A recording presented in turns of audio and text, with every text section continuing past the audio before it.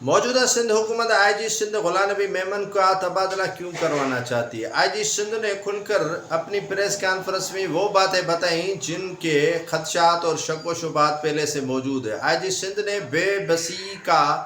जो इजहार किया वो दीदनी था। आईजी सिंध को क्यों हटाया जा रहा है, ये काफ़ी वो चीज़ें हैं जो नाजरीन आपको खुलकर मैं बताऊंगा। अगर आपने चैनल को सब्सक्राइब नहीं किया है तो सब्सक्राइब करें, बेल आइकन के बटन को दबाएं, शेयर करें, कमेंट्स दें, अपनी राय से मुझे ज़रूर आगाह करें क्योंकि आपकी राय मेरे लिए अहमियत की हामिल है। आईजी सिंध ने प्रेस कॉन्फ्रेंस की, काफ़ी अर्सा वो खामोश रहे और अचानक उनको प्रेस कॉन्फ्रेंस करनी पड़ी और नाज़रीन ये उनकी आखिरी प्रेस कॉन्फ्रेंस है। उससे बाद में IG Sindh Ghulam Nabi Memon press conference नहीं करेंगे। हो सकता है कि वो ओहदे पर ही न रहे। क्यों ओहदे पर न रहे, उनके असबाब है। आईजी सिंध गुलाम नबी मेमन ने 27,000 नौकरियों का ऐलान किया और नौकरियों का ऐलान करते ही जो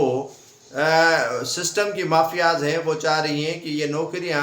उनके मातहत हों और वो नौकरियां तकसीम करें। जैसे एडी ख्वाजा के दौर में उन्होंने 7,000 से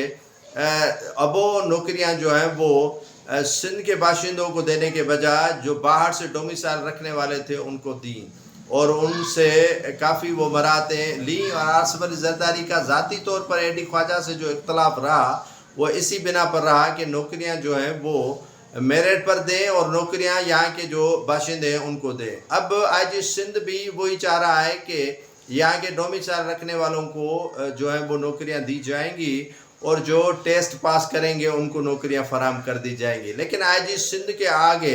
सिंध हुकूमत भी खड़ी है दीवार बन के और दीगर जो इदारे हैं वो भी दीवार बन के खड़े हैं कि भाई ऐसे कैसे हो सकता है, यहाँ सिंध में रहने वाले तमाम लोगों को नौकरियां फराम की जाएंगी। कराची के हवाले से सिंध हाई कोर्ट ने फैसला किया है और यहाँ पर जस्टिस पंवर ने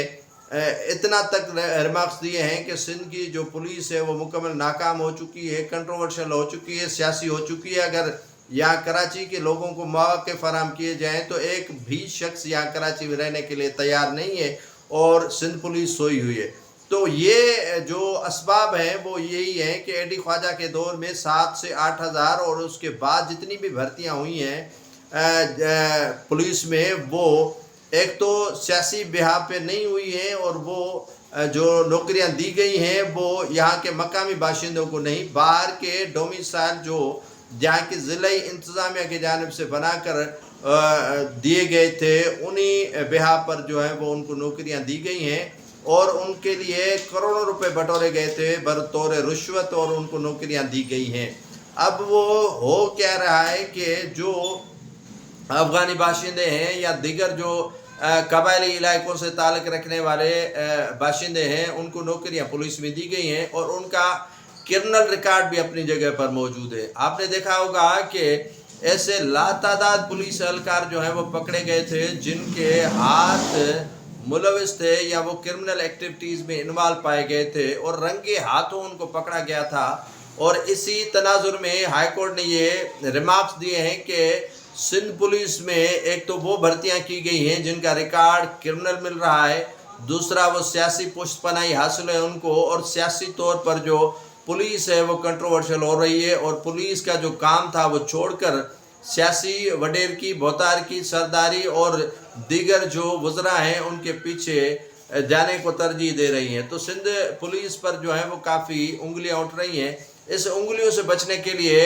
गुलाम नबी मेमन ने कहा है कि आप जो हैं वो सिंध हुकूमत कोशिशें करें कि डोमिसाइल यहाँ के मकामी लोगों का होना चाहिए और बाहर के लोगों के डोमिसाइल कैंसिल किए जाएं और भर्ती जो है वो शफाफ की जाए।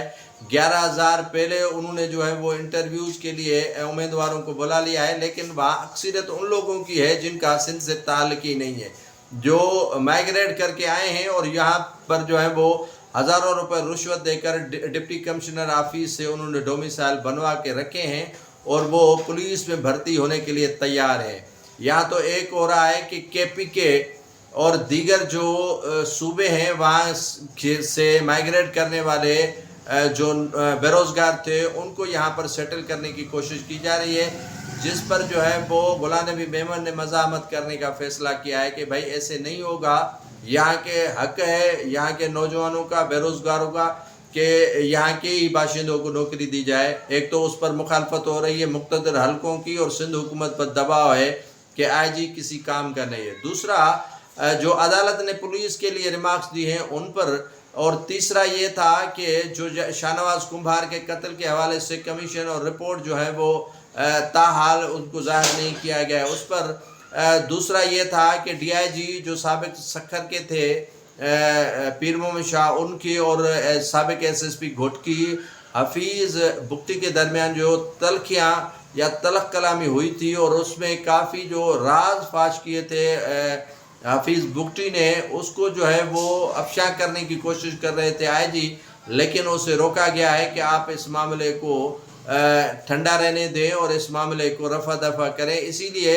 یعقوب عمران مناس جن نے جو ایڈیشنل آئی جی تھے، عمران یعقوب مناس، انہوں نے جو رپورٹ مرتب کی تھی اس کو بھی دبا دیا گیا ہے. ڈاکٹر شاہ نواز کمبھار کے قتل کے حوالے سے جتنی بھی پیش رفت ہونی چاہیے تھی وہ نہیں تھی. آئی جی سندھ نے پولیس کو جو ہے وہ کنٹروورشل ہونے سے بچانے کی بھرپور کوشش کی ہے، لیکن اسے جو ہے وہ سیاسی حلقے اور مقتدر حلقے جو ہے وہ کافی چاہ رہے ہیں کہ بھلے پولیس کنٹروورشل ہو اور پولیس جو ہے وہ سیاسی طور پر استعمال ہو تاکہ جو ہے وہ پولیس کا مورال ڈاؤن ہو. تیسری بات یہ ہے کہ انہیں کہا گیا کہ جو اربوں روپے تھانوں کے لیے بجٹ مختص کی گئی ہے ان میں آپ جو ہے وہ ڈائریکٹلی ایس ایس پیز کو پیسے فراہم نہیں کریں، ٹھیکیدار ہم آپ کو دیں گے اور ہلکا پھلکا کام کروا کے باقی بجٹ جیب میں رکھ لیں گے. لیکن اس کی آئی جی سندھ نے مزاحمت کی ہے کہ ایسے نہیں ہوگا، اور بجٹ تھانوں کی مرمت کے لیے، تھانوں کی تعمیرات کے لیے اگر دی جا رہی ہے تو واقعتاً وہاں کام ہوگا. کیونکہ آپ کو پتہ ہوگا کہ اسلحہ اور گاڑیوں کی خریداری کے لیے سابق آئی جی سندھ جو تھے غلام حیدر جمالی، ان کے دور میں جو پیسے بٹورے گئے تھے اور کھائے گئے تھے ان کا بھی جو ریکارڈ ہے وہ نیب کے پاس موجود ہے کہ سرے سے ہی کام نہیں ہوا اور پیسے ہڑپ کر دیے گئے، نہ اسلحہ خرید کیا گیا، نہ گاڑیاں خرید کی گئی، اور نئی بختر بند گاڑیاں وہ خرید کی گئیں جن پر جو ہے وہ اسلحہ اگر فائر کریں تو پار ہو جاتا ہے. اور یہ نقلی جو بختر بند گاڑیاں خرید کی گئی تھیں وہ نقلی تھیں اور اصلی نہیں تھیں، اور پیسے اصلی کے لیے گئے تھے اور اسلحہ بھی نہیں خریدا گیا تھا اور پرانی گنوں پر کام چلا جا رہا ہے. تو کافی چیزیں تھیں جو پولیس کے لیے کافی کنٹروورشل تھی. تو آئی جی سندھ نے کہا ہے کہ میں آپ کے ساتھ اس میں کام نہیں کر سکتا. تیسرا یہ تھا کہ جو تھانے کے ایس ایچ اوز کو پاور دیا گیا تھا کہ آپ جو ہے وہ استعمال کریں گے 2 سے 2.5 لاکھ روپے ماہانہ آپ کو بجٹ دی جائے گی اور آپ کو ڈی ڈی او پاور فراہم کیا جا رہا ہے، آپ استعمال کریں تھانے کے لیے، فیول کے لیے. ان پہ بھی مخالفت ہو رہی ہے آئی جی سندھ کی کہ آپ ان کو اتنے اختیارات نہیں دیں، اور اختیارات دے رہے ہیں تو یہ آپ کے لیے اچھا نہیں ہے. تو آئی جی سندھ کا تبادلہ ہونا یا کروانا ضروری سمجھتے ہیں یہ لوگ کہ آئی جی سندھ کا تبادلہ کروایا جائے اور آئی جی سندھ جو ہے وہ من پسند یہاں پر لایا جائے تاکہ جو ہے وہ ان کے سر کا جو درد ہے وہ کم ہو سکے.